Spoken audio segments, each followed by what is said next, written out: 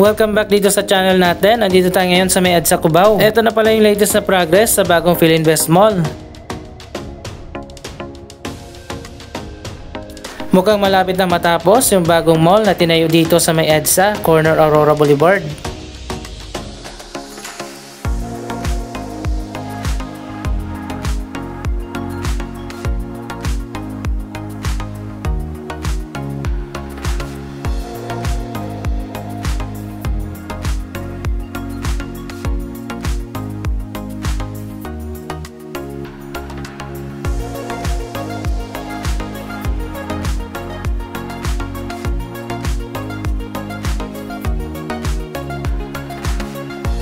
Ang Philinvest Activa ay isang mixed-use development. Magtatayo dito ng 5-story mall, 2 residential building, isang hotel, isang office tower.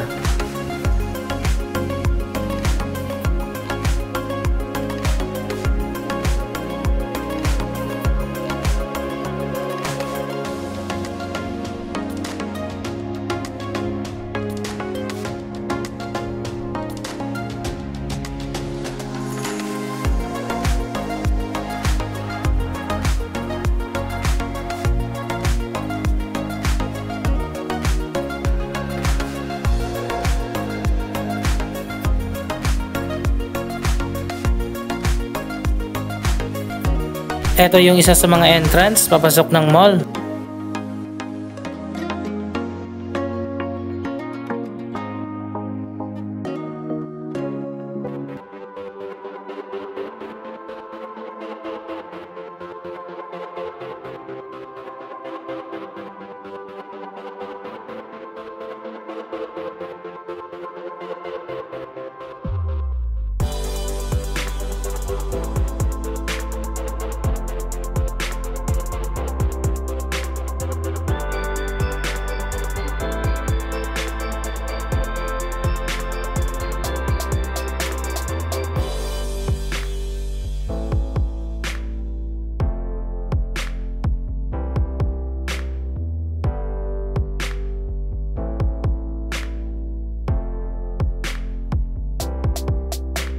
Mga ilang buwan na lang mula ngayon, bukas na siguro ang bagong mall na ito.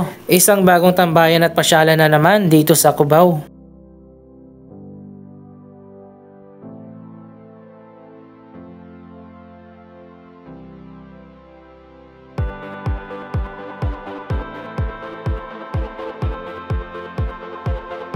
Update naman tayo dito sa bagong Gateway Mall 2. Bukas na pala ang The World Kitchen.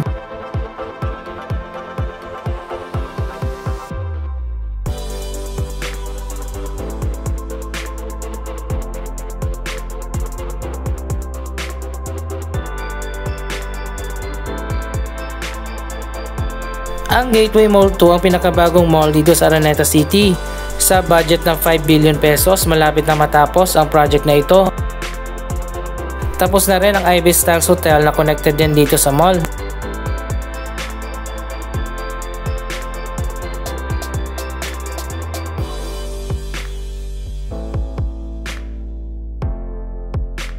Tingnan natin ang bagong bukas na The World Kitchen. So ayun guys, social pala itong The World Kitchen.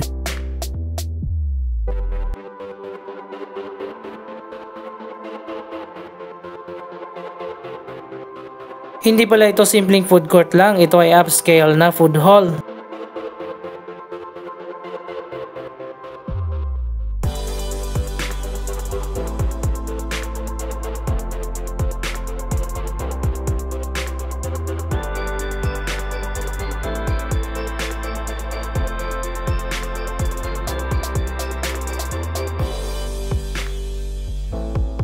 May reception pa dito sa entrance.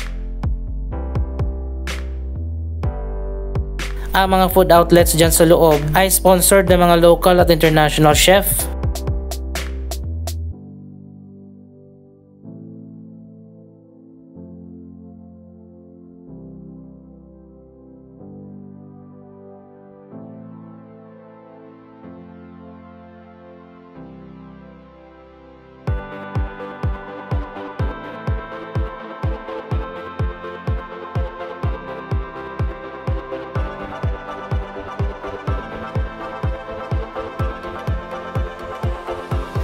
So nasaan na nga ba ang bagong food court ng Gateway Mall 2? Baka dito sa left side yung ginagawa pa na area. Abangan natin yan. Nasa 150 outlets ang magbubukas dito.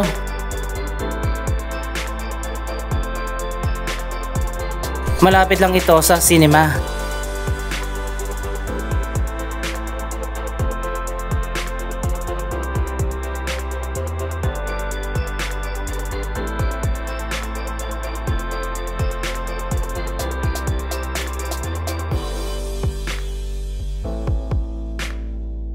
Isa sa pinakamagandang cineplex dito sa ating bansa ang mga cinema dito sa Gateway Mall 2 na ngayon ay meron ng 18 cinemas.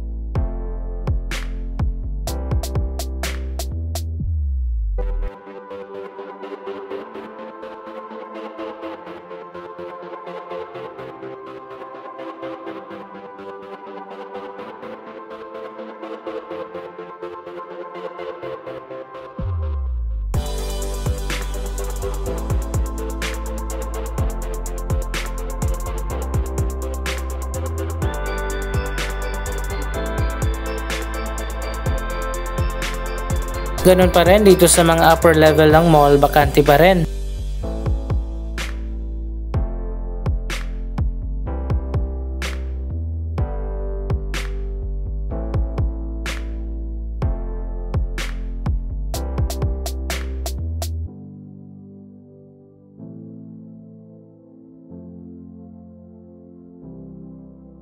Isa pang dapat yung puntahan dito sa Gateway Mall 2 ang palengke.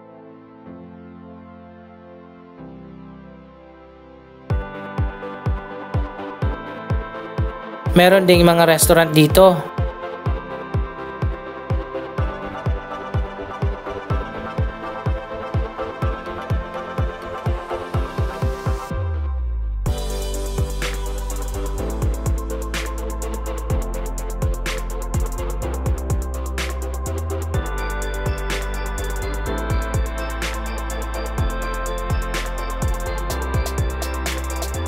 Napakaraming Japanese, Korean at Chinese restaurant ang nagbukas na dito sa Gateway Mall 2. Dito naman sa lower levels ng mall, halos puno na ang mga stores.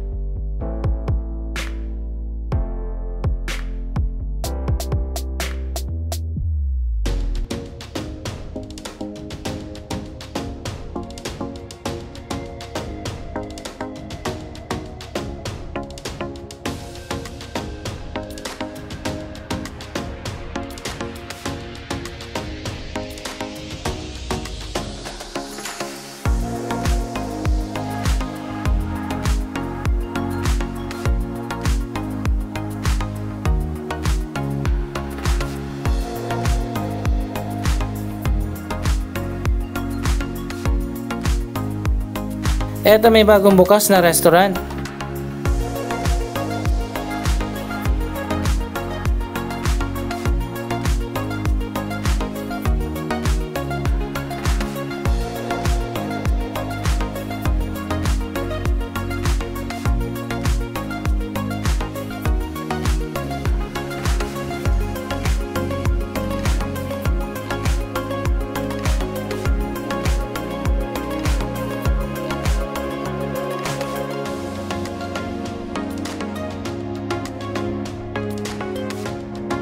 Punta naman tayo dun sa may rooftop.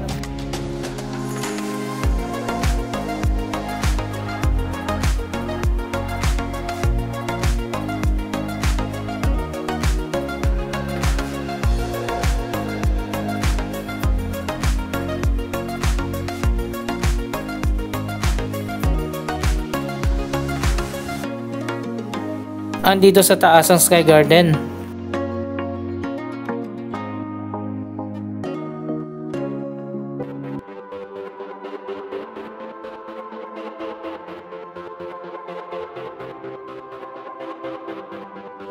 Wow, mas lalo pang gumanda dito. Andito rin sa taas ang church.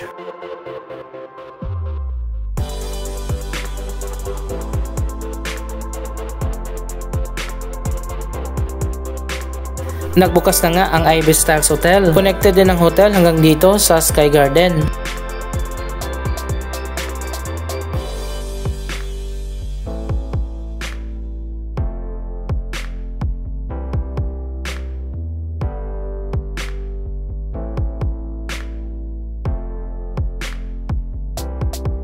Wow, mas maganda na pala dito sa ngayon.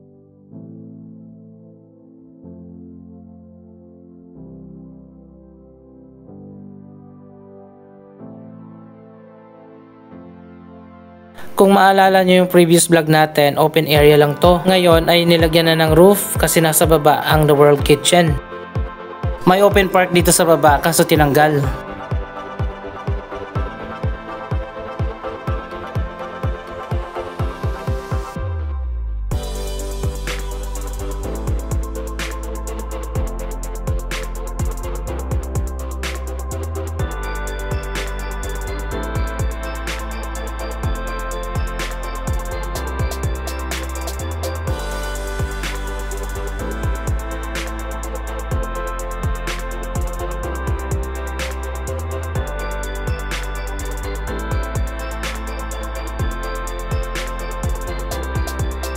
Mula dito sa taas, kitang-kita natin ang Philinvest Mall. Malapit nga lang dito sa gateway ang bagong mall ng Philinvest.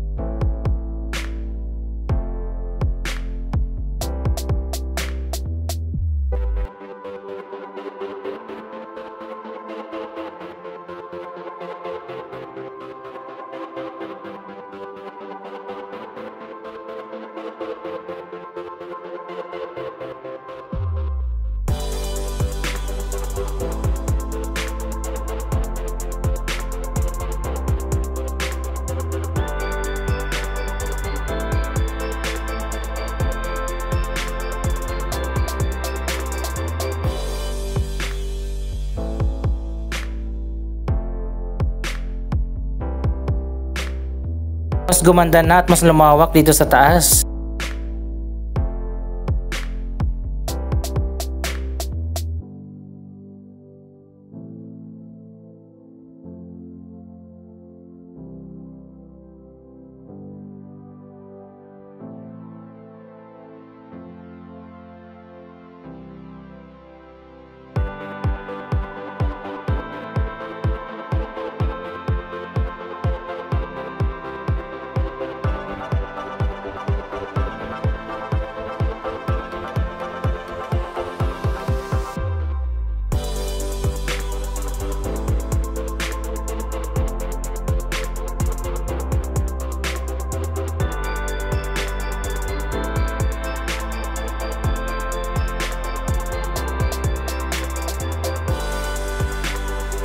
So ayun guys, dito naman sa level na to, marami ding vacant.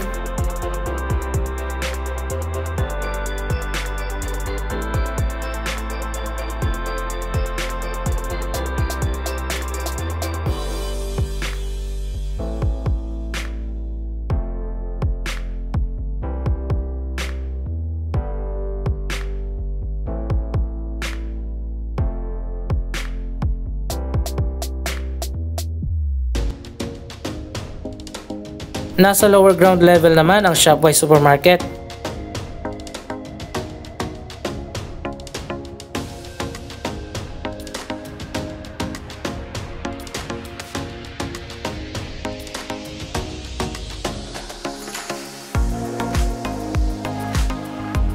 Isa pang attraction dito sa Gateway Mall 2 ang Indoor Lagoon na may fountain.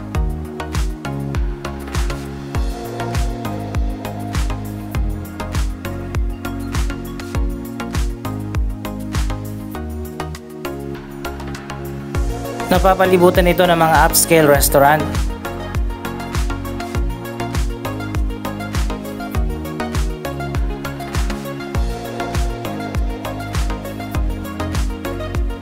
Andito naman tayo sa baba, sa Red Gate. Ito ang bagong entrance papasok ng Araneta Coliseum.